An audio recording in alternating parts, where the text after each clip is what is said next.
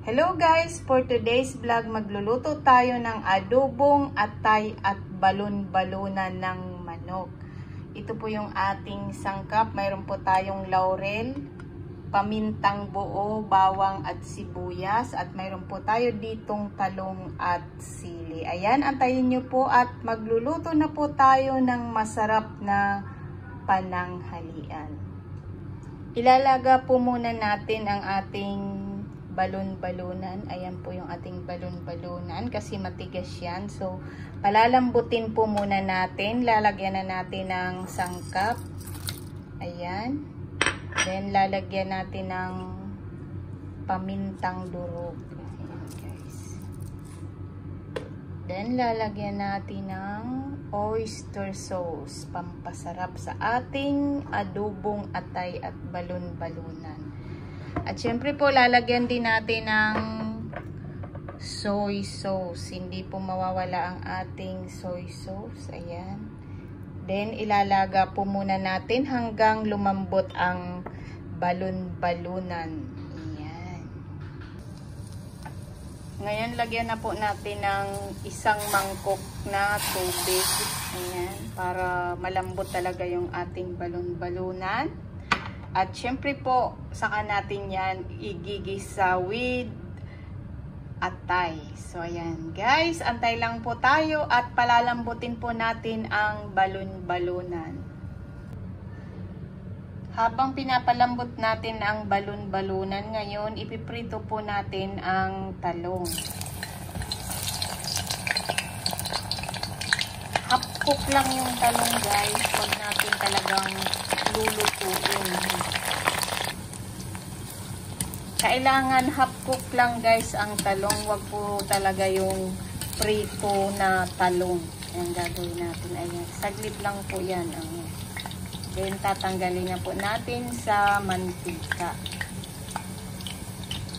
At mamaya, ihahalo natin sa adobong balon-balunan at atay ng manok.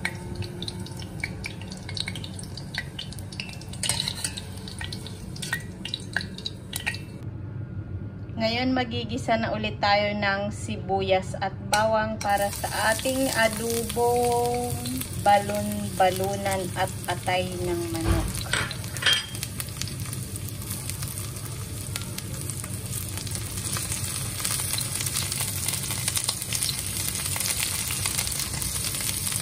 Igisa muna natin guys ang atay.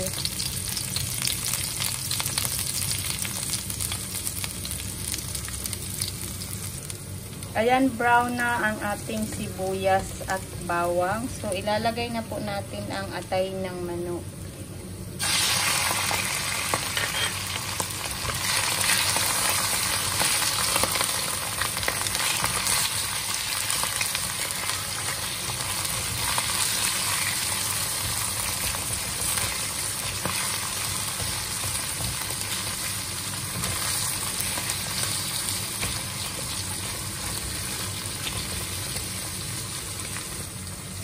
Lagyan natin ng konting soy sauce dahil may soy sauce na po yung ating balon-balunan. So, baka umalat na. Konti lang po yung ilagay natin.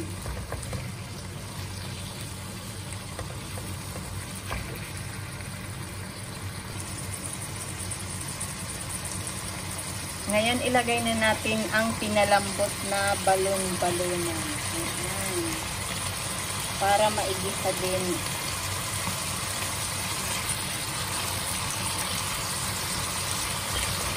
Antayin lang po natin na ma-absorb ng balon-balunan at atay ng manok ang soy sauce na inilagay natin. Then, ilalagay po natin yung sabaw na pinaglagaan natin ng balon-balunan dahil nandun po ang lahat ng sangkap.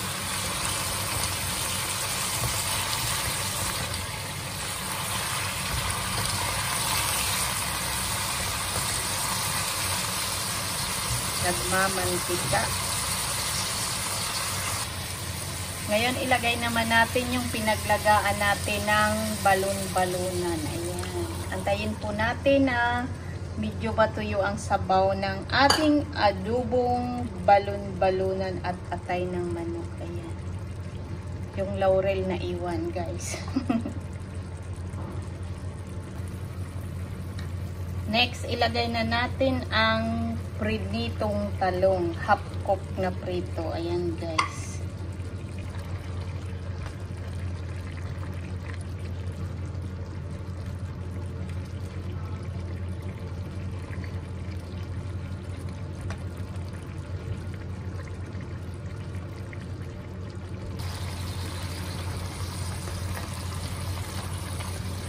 Haluin natin, guys.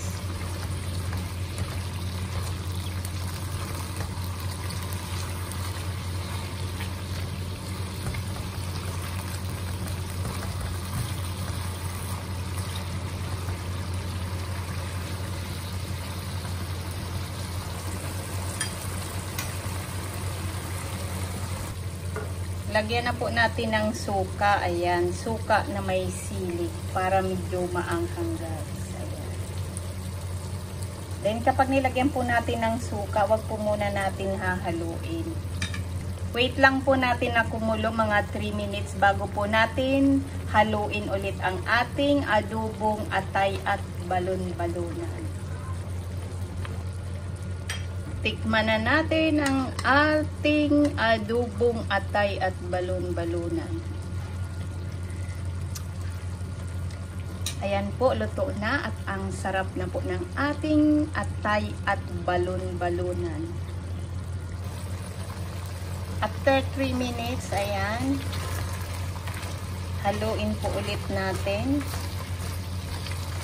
Malapit nang maluto ang ating napakabango at napakasarap na adobong atay at balon-balunan. Pero ngayon, lalagay na po natin ang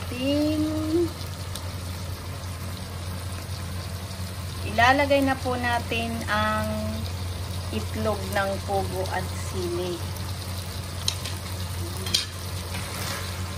Yan, guys. Luto na po ang ating adobong atay at balon-balunan. Ayan, guys.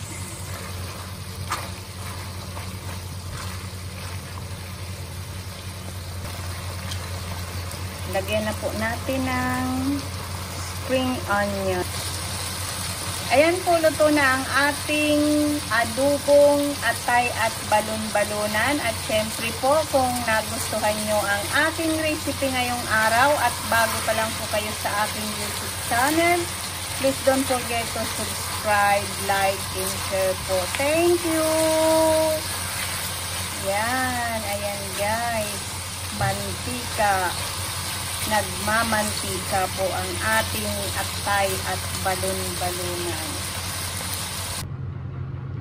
Ayan na po, ready to serve na ang ating adobong atay at balon-balunan ng manok. Kain na po tayo.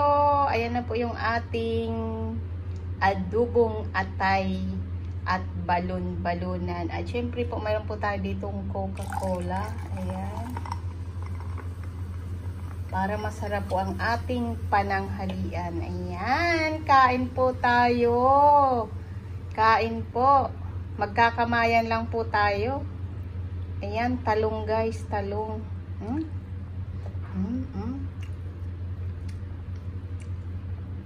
Ang sarap guys. Ito po yung itlog ng pugo, oh.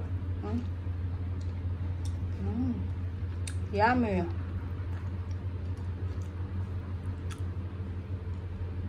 Kain po tayo.